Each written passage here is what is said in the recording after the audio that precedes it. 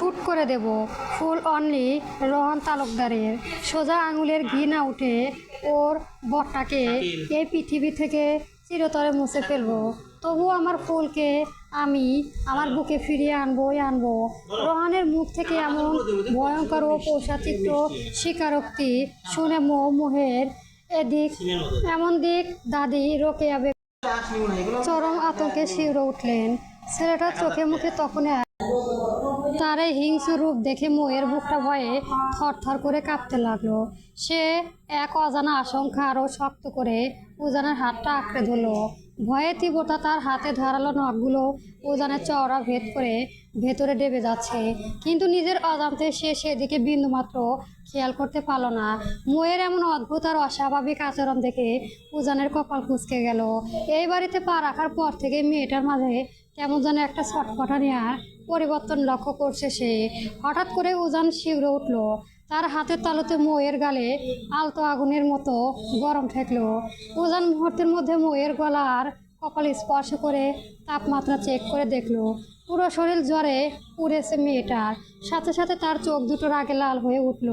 সে এক কর্কশ কণ্ঠে প্রশ্ন ছুড়ে দিল, পিচ্চি, তুমি না কিছুক্ষণ আগেই বললে তোমার কিছু হয়নি, তাহলে শরীর এত গরম কেন? এত জ্বর বাঁধলো কিভাবে? আমার অবর্তনে বৃষ্টিতে ভিজেছিলে? সত্যি করে বলো তো আমায়। মৌ কিছু বলার আগেই পাশ থেকে মেহের মুখ খুলল। হ্যাঁ ভাইয়া, মৌ গতকালকে টানা 2 ঘন্টা বৃষ্টিতে ভিজেছিল। আমি কত বারণ করলাম, কিন্তু ও আমার কোনো কথাই শোনেনি। তখনই ওর ঠান্ডা লেগে গিয়েছিল, কিন্তু ও কাউকে কিচ্ছু বুঝতে দেয়নি।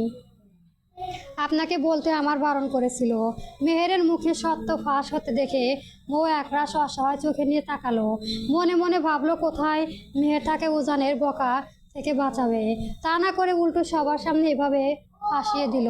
মৌ অত্যন্ত দুর্বল ও মিনমিন করলো, সত্যি বলছি প্রফেসর সাহেব, আমার কিচ্ছু হয়নি, এমনকি একটুও ঠান্ডাও লাগেনি, কিন্তু কপাল খারাপ। কথাটি শেষ হতে না হতেই মৌয়ের বুক চিরে এক দমকা কাশি উঠে এলো। নিজের মিথ্যে ধরা পড়ে যাওয়ার মৌ চট করে উজানের বুক ঘেঁষে মুখ লুকিয়ে নিল। মৌয়ের এমন কাণ্ড দেখে উজান রাগে নিজের দাঁতে দাঁত চেপে ধীরে কণ্ঠে বলল, রুমে চলো, আজ ওখানে তোমাকে মজা দেখাচ্ছি। অনেক বড় হয়ে গিয়েছো, নিজের শরীরের যত্ন নিতে পারছো না, তাই না? উজানের সেই তীব্র চাহনি দেখে মৌয়ের শুকনো ঢোক গলা ছাড়া আর কোনো উপায় রইল না।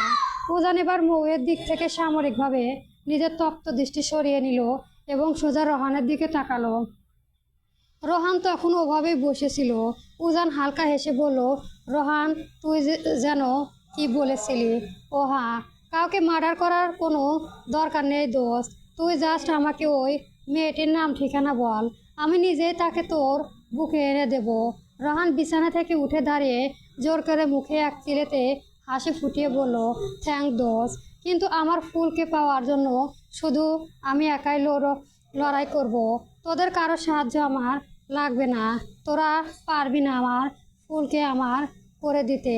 রোহানের এই কথা ভোরের ভেতরে আসল বিষাক্ত গভীরতা উপস্থিতি আর কেউ না বুঝলেও মৌ, মেহের আর দাদি রোকেয়া বেগম ঠিকই টের পেলেন। এরপর আর এক মুহূর্ত না দাঁড়িয়ে রোহান গুটি গুটি পায়ে কক্ষ ত্যাগ করলো। রোহান চলে যেতেই উজান সোজা রোকেয়া বেগমের দিকে ফিরল এবং নরম কণ্ঠে জিজ্ঞেস করলো, সুইটহার্ট, আপনার সাথে আমি কিছু জরুরি কথা ছিল। রোকেয়া বেগম রোহানের যাওয়ার পথের দিকে তাকিয়েছিলেন। উজানের ডাকে তিনি দৃষ্টি ফিরিয়ে তার দিকে তাকালেন। উজান এবার নিজের গলার স্বর কিছুটা নিচু করে প্রশ্ন করলেন, আচ্ছা সুইটহার্ট, গত 1 সপ্তাহ ধরে এই গ্রাম ও আশেপাশে এলাকা থেকে যে 6 জন মেয়ে মিসিং হলো, এসব ব্যাপারে আপনি কি কিছু জানেন? মানে এই নিখোঁজ হওয়ার নেপথ্য আসল কার হতে থাকতে পারে? রোকেয়া বেগম একটা দীর্ঘশ্বাস ফেলে মুখে পান চিবোতে চরম হতাশ গলায় উত্তর দিলেন, জানি না রে দাদাজান। সেই দিন ওই মুখোশের মা এসে বলল 16 থেকে 20 বছরের তরুণী মেয়েগুলোকে নাকি নিখোঁজ পাওয়া যাচ্ছে না। পুলিশের খবর দেওয়ার পরও তারা কোনো পাত্তা দিল না, হাত গুটিয়ে বসে আছে। এতগুলো মেয়ে উধাও হয়ে গেলেও অথচ কেউ কোনো হদিশ পাচ্ছে না। আজকাল তো পোলাপান ভয়ে স্কুলে কলেজে যাওয়াও বন্ধ করে দিয়েছে, কারণ যত মেয়ে হারিয়েছে সব নাকি স্কুল কলেজের পর থেকেই উধাও হয়েছে। এলাকার কয়েকজন তো বলা বলি করেছে সব নাকি মানুষের কাজ না, কোনো জিন পরি নজর পড়েছে মেয়েগুলোর উপর। আমরা 2 না 3 তোরা কিন্তু একদম সাবধান। তোরা কেউ ভুলে কয়দিন বাড়ির বাইরে যাবি না, সারাক্ষণ ঘরের ভেতর থাকবি বুঝলি। মৌ আর মেহেরের বাধ্য মেয়ের মতো মাথা নাড়িয়ে দাদির কথা সায় দিল। ও যেন এক তীব্র সন্দেহজনক দৃষ্টিতে পাশে থাকা তন্ময়ের দিকে তাকালো। নিজের মনে মনে বিড়বিড় করে উঠল, স্যান্টানিক নাকি কোনো চক্রান্ত। এগুলো অল্প বয়সের মেয়ের গায়ে হয়ে গেলে অথচ পুলিশ রহস্যজনকভাবে নীরব হয়ে আছে। উল্টো জিনপুরির অবস্থা গুজব ছড়ানো হচ্ছে। এই আধুনিক যুগে এসব ফালতু গল্প কি অবিশ্বাস করা যায়? এর পেছনে নিশ্চয় বড় কোনো অপরাধ চক্র কাজ করেছে। উজান আর দেরি না করে তন্ময়ের ইশারা করে বলল, তন্ময় আমার সাথে বাইরে আয় তো একবার। সে দরজার কাছে গিয়ে আরও একটু থমকে দাঁড়ালো। মেহেরের দিকে তাকিয়ে নরম গলায় বলল, শালিকা আমার বউটাকে একটু ভালো করে কিছু খাই, একটা প্যারাসিটামল দিয়ে দিও তো, আমার ফিরতে একটু রাত হতে পারে। ইফাত তুই বাড়ির সবার খেয়াল রাখিস। বউ কিছু একটা বলতে মুখ খুলছিল, কিন্তু তার আগেই উজান তার তন্ময় ঝড়ের গতিতে ঘরে থেকে বেরিয়ে গেল। উজান চলে যেতে মৌ নিজের বিছানা থেকে উঠে দাঁড়ালো। এই মানুষটাকে সে কিছুতেই বুঝতে পারছে না কখন কি করে বসে। সে নিজের রুমে ফিরে গিয়ে একটু শুয়ে থাকবে ভাবলো। মৌ যেই না নিজের রুমে দরজার কাছে পৌঁছলো, অমনি একজোড়া হেঁচকা টানে কেউ তাকে পাশে এক ফাঁকা রুমে ভেতর টেনে নিয়ে গেল। হঠাৎ এমন ঘটনায় মৌয়ের প্রথমে ভীষণ ভয় পেয়ে আতঙ্কে উঠল। পরক্ষণে তার হাত ও শরীরের স্পর্শ টের পেয়ে সে বুঝে গেল এই ঘৃণা কাজটা কার। মুহূর্তে তার ভয় রূপ নিল চরম ক্রোধে। সে তীব্র হিংসার চোখ মেলে সাবধানে দাঁড়িয়ে থাকা রোহানের দিকে তাকালো। রোহান তখন এক অদ্ভুত ভাব নিয়ে মৌয়ের একদম গা ঘেঁষে দাঁড়িয়ে আছে। তার ঠোঁটের কোণে এক পোষাচিত্র বাঁকা হাসি।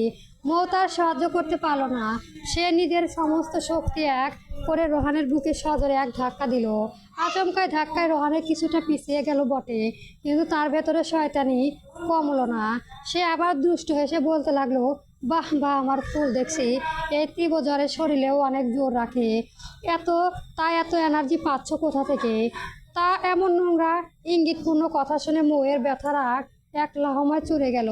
সে নিজের দাঁতে দাঁত চেপে হিসে বলল, জাস্ট শ্যাট আপ রোহান ভাইয়া, তোমার দিন দিন একটু বেশি স্পর্শটা বেড়ে যাচ্ছে তাই না? তোমাকে কতবার বললে তুমি আমার পিছু ছাড়বে বলো তো? প্রফেসর সাহেব যদি একবারের জন্য টের পান যে তুমি আমার এভাবে জোর করে স্পর্শ করেছো, তবে তার পরিণতি কী হবে তুমি ধারণাও করতে পারছো।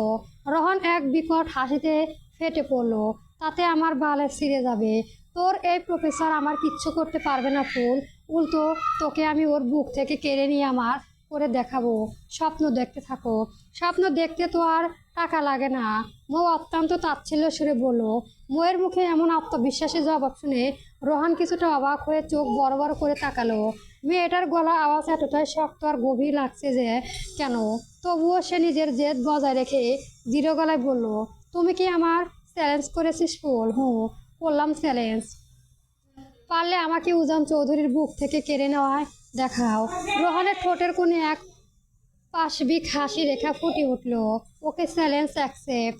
তুই এখানে এই রোহান তালুকদারকে চিনিসনি ফুল? রোহান তালুকদারকে?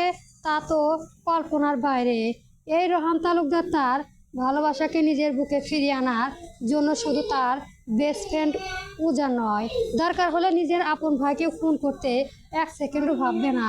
রোহানের মুখ থেকে উজানকে খুনের হুমকি শোনা মাত্রই মৌয়ের মাথার সব রক্ত যেন এক সেকেন্ডে চড়ে গেল। সে আর নিজেকে সামলাতে পারল না। এক উন্মত্ত আক্রোশে সে রোহানের বুকে এমন এক সজোরে ধাক্কা দিল যেন রোহান ভারসাম্য হারিয়ে ধপাস করে বিছানার ওপর পড়ে গেল।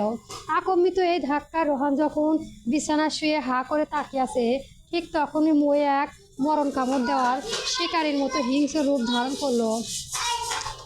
সে এক ঝটকায় এগিয়ে গিয়ে নিজের পাখানা সজোরে রোহানের চওড়া বুকের উপর চেপে ধরে দাঁড়িয়ে গেল। বিছানার পিষ্ট হয়ে রোহান স্তব্ধিত নির্বাক চোখে তাকিয়ে রইল মৌয়ের দিকে। তখন মৌ তার ওপর নিজের পায়ের চাপ আর বাড়িয়ে হিংসে বাঘিনীর মতো গর্জে তুলল, শুট করে দেবো যে আমার স্বামীর দিকে হাত বাড়াবে। মিসেস উজান চৌধুরী যেমন শান্ত তেমনই ভয়ঙ্কর হতে পারে। আমি হারলাম বাঘিনী, যার শিকারে যে একবার পরে তার কলিজা ছিঁড়ে ফেলার ক্ষমতা রাখে। ময়ের এমন ভয়ঙ্কর রূপ দেখে রোহানের চোখ কপালে ওঠার উপক্রম হলো। এই শান্তশিষ্ট মেয়েটার মাঝে হঠাৎ এত সাহস আর তেজ কোথা থেকে এলো? সে কিছুতেই মাথা ঢোকাতে পারছে না। মৌ নিজেই নিজেকে কিছুটা স্বাভাবিক করে নিয়ে রোহানের বুক থেকে নিজের পা খানা সরিয়ে নিল। ঠিক তখনই রোহান বিছানা থেকে উঠে বসে এক অদ্ভুত জেদ আর হিংস্রতা নিয়ে কুম্ভকর্ণের মতো গম্ভীর স্বরে বলল, ফুল, তুই থ্রেট দিচ্ছিস আমায়? মৌ তার দিকে এক অগ্নিদৃষ্টি নিক্ষেপ করলো। গলায় কণ্ঠস্বর আরও শক্ত করে বলল, মিসেস উদাম চৌধুরী কখনো কাউকে মুখে থ্রেট দেয় না। সময় যখন আসবে তখন তুমি নিজেই নিজের পরিণতি ঠিকই দেখতে পাবে। তুই জানিস আমি কে? আমার পাওয়ার কত দূর? রোহান দাঁতে দাঁত চাপলো। তুমি কে? তোমার আসল রূপ কি সেটা আমি খুব ভালো করে জানি। তবে তুমি এখনো জানো না যে আমি আসলে কে। মেয়ে বলে আমার এত সাহস ভেবো না। তোমার মতো কত নরপিশাচের যে আমি নিজের পায়ে নিচে ফেলে পিষেছি। তারা আমার কাছে প্রাণ ভিক্ষা চেয়েছিল, কিন্তু আমি বিন্দুমাত্র ছাড় দেইনি। এখনো সেই নরপিশাচদের মাঝে দুজন জ্যান্ত ঘুরে বেড়াচ্ছে, আর তাদের সমচুল ধ্বংস করতে এবার শুধু তাসফিয়া মৌ নয়, এসেছে মিসেস তাসফিয়া মৌ চৌধুরী। মৌয়ের এই কথার ভেতরে আসল গভীরতার রহস্য রোহান নিজের বুদ্ধি দিয়ে ছুঁতে পারল না। এমনিতেও মেয়েটার এমন মর্মান্তিক রূপ দেখে সে নিতে পারছে না, তার উপর এমন রহস্যময় কথা। সে বুঝতে পারছে না মৌ আসলে কিসের ইঙ্গিত দিচ্ছে। মৌ রুম থেকে চলে যাওয়ার জন্য দরজার দিকে অগ্রসর হলো, কিন্তু হঠাৎ করে ঘাড় বাঁকিয়ে পেছন থেকে তাকালো। তার ঠোঁটের কোণে তখন এক তাচ্ছিল্য রেখা। আর হ্যাঁ, জিজ্ঞেস করলে না যে আমার এই তীব্র অসুস্থতার শরীরে কিভাবে এত এনার্জি এলো? তাহলে ভালো করে শুনে রাখো। তোমার মতো একটা নিকৃষ্ট মানুষের ওপর আমি মায়া দেখাতে চেয়েছিলাম, কিন্তু তুমি তো দয়াও যোগ্য নয়। জাস্ট রেডি হও রোহন তালুকদার। তুমি আসলে কে, কি তোমার আসল পরিচয়? আর বিদেশের মাটিতে বসে বসে তুমি কি রাতারাতি 1 কোটি টাকার মালিক হলে সব কিছু খুব তাড়াতাড়ি গোটা পৃথিবী জানতে পারবে? Just wait and see. এই বলে মৌয়ের মুখে এক বাঁকা ও বিজয়ের হাসি ঝুলিয়ে রুম থেকে বেরিয়ে গেল। রোহান এক অদ্ভুত ও স্তব্ধ দৃষ্টিতে তার যাওয়ার পথের দিকে তাকিয়ে রইল। মৌয়ের এই নতুন রুদ্রমূর্তির মেনে নেওয়া তার জন্য বড্ড কঠিন হয়ে উঠেছে। মৌ নিজের রুম এসে বিছানায় শটাং শুয়ে পড়েছে। মেয়ের অত্যন্ত চিহ্নিত মুখে তার মাথায় অনবরত জলপটি দিয়ে যাচ্ছে।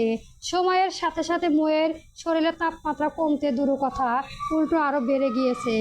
মেহের যখন থার্মোমিটার দিয়ে তার জ্বর মেপে দেখলো 103 ডিগ্রি সেলসিয়াস। জ্বরের এই তাপমাত্রা দেখে মেহেরের কপাল দুশ্চিন্তা গাঢ় ছাপ পড়ল। সে ইতিমধ্যে উজানকে দুবার ফোন দিয়েছে, কিন্তু উজান একবারও ফোন রিসিভ করেনি। উজানের এই উদাসীনতা দেখে মৌয়ের মন এখন আকাশ সমান অভিমান দানা বাঁধছে। মানুষটার মুখে এত ভালোবাসার কথা বলে, অথচ সে দেখে গেলে তার এত জ্বর। তবুও এখন পর্যন্ত বাড়ি ফেরার কোনো নামগন্ধই নেই। মেহের নিজ হাতে মৌয়ের কিছুটা খাবার খাইয়ে দিয়ে ঔষধ খাইয়ে দিল। ঠিক তখনই রুমের দরজা ঠেলে রুমে এসে হাজির হলো ইফাত। ইফাতকে দরজায় দাঁড়িয়ে থাকতে দেখে মৌ ঠোঁটের কোণে এক দুষ্ট ও চপল হাসি খেলে গেল। সে বুঝতে পারল এবার কি হতে চলেছে। ইফাত রুমে ঢুকে সোজা এসে বিছানার এক পাশে মেহের একদম গা ঘেঁষে বসে পড়ল। তবে সে শুরুতে মুখে কিছু বলল না। কিছুক্ষণ ওভাবে চুপচাপ বসে থাকার পর সে নিজের স্বভাব সবল আকুলতা নিচু স্বরে আওড়ালো, ফুলকন্যা, রুমে চলো না প্লিজ। মেহেরের সাথে সাথে এক তীব্র রাগী দৃষ্টিতে ইফাতের দিকে তাকালো। মৌয়ের শরীরটা এত খারাপ, এত জ্বর নিয়ে মেয়েটা বিছানায় ছটফট করছে, আর এই লোকটা তাকে নিজের রুমে নিয়ে যেতে চাচ্ছে। মেহের রাগ সামলাতে না পেরে কর্কশ কণ্ঠে বলল, আপনার কি মাথাটা একেবারে খারাপ হয়ে গিয়েছে? উজান ভাইয়া এখনো বাড়ি ফেরেনি। তার উপর মৌয়ের এত তীব্র জ্বর নিয়ে একা একা রুমে কিভাবে থাকবে বলুন তো? মাঝরাতে যদি ওর কিছু হয়ে যায় তখন কি হবে? ও যে কতটা কষ্ট হচ্ছে তা কি আপনি বুঝতে পারছেন না? আমি আজ রাতে এখানেই ঘুমাবো, আপনি নিজের রুমে যান। মেহেরের এমন সরাসরি প্রত্যাখ্যান শুনে ইফাত ফ্যাল করে তাকিয়ে রইল। সে মুখটা একদম ছোট করে অসহায় স্বরে আওড়ালো, ভাবির কষ্ট হচ্ছে সেটা তুমি দেখতে পাচ্ছ, অথচ তোমার এই অভাগা বরটা যে কষ্ট পাচ্ছে তা তোমার এই চোখে একবার পড়ছে না। প্লিজ ফুলকন্যা, রুমে চলো না। ভাবি একা রুমে দিব্যি থাকতে পারবে, তাছাড়াও একটু পরেও তো উজান চলে আসবে, তাই না কি? তাই না ভাবি? ইফাত এবার মৌয়ের দিকে তাকিয়ে সাহায্যের আশ্বাস বাণী চাইলো, কিন্তু মেহেরাজ বরের কোনো অজব আপত্তি শুনতে রাজি নয়। সে মৌয়ের মুখে খোলা কোনো সুযোগ না দিয়েই নিজে থেকেও কঠোর গলায় বলল, দেখুন আমি আর কথা বাড়াতে চাই না। আমি এই অসুস্থ অবস্থায় মৌকে ছেড়ে কোথাও যেতে পারবো না। আপনি প্লিজ একটা রাত কষ্ট করে একাই ঘুমান। ঠিক তখনই বিছানা থেকে মৌ দুর্বল গলায় ফিসফিস করে বলে উঠল, মিহু তুই জানা আমি ঠিক আছি। তাছাড়াও তুই চুপ করবি মৌ, তুই আমার আগে এই পৃথিবীতে আসিসনি। তাছাড়াও মামুনি তোর কাছে থাকতে চেয়েছিল, কিন্তু আমি থাকতে দেইনি। এখন যদি মামুনি শোনে তার মেয়েকে একা ফেলে আমি চলে গিয়েছি, তখন কি হবে? আর ইনি বউ ছাড়া এতগুলো বছর যখন ও একা একা কাটতে পেরেছে, তবে একা একাই অনায়াসে পারবে। আপনি যান তো এখান থেকে। মই এবার মেহেরের আড়ালে দাঁড়িয়ে ইফাতের চোখে ইশারায় কিছু বলল, আর সেই ইশারায় পাওয়া মাত্র ইফাত তার এক মুহূর্তে নষ্ট করলো না। সে কোনো কথা না বাড়িয়ে হুট করে মেহেরকে ঝটকা পাজা কোলে করে তুলে নিল এবং রুম থেকে বের হতে বলল, আগে বউ ছিল না তাই কষ্ট হলো, একা একা থাকতাম।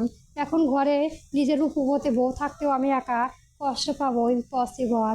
ভাবে তুমি নিজের খেয়াল রেখো, ও যেন একটু পরে চলে আসবে। বলে উঠবে মেহের লজ্জায় আর আগে লাল হয়ে ইফাতের চওড়া বুকে একটা পরপর কিল ঘুষি মারতে লাগলো। কিন্তু ইফাত আজ আর ছাড়ার পাত্র নয়। সে মেহেরের সব বাধা আগ্রহ করে নিজের বিজয়ী বাহু ধরে তাকে শক্ত করে জড়িয়ে ধরল, রুম থেকে চলে গেল। যাওয়ার পথে তাদের এই মিষ্টি কাণ্ড দেখে মৌ খিলখিল করে হেসে উঠল। অতঃপর উজানের ওপর এক বুক অভিমান আর ক্লান্তি নিয়ে সে বিছানায় নিজে গা এলিয়ে দিয়ে চোখ বন্ধ করে মৌ। পরবর্তী গল্প পেতে আমার চ্যানেলটি সবার আগে সাবস্ক্রাইব করে রাখবেন। ধন্যবাদ। গল্প প্রফেসর উজান চৌধুরী চলবে।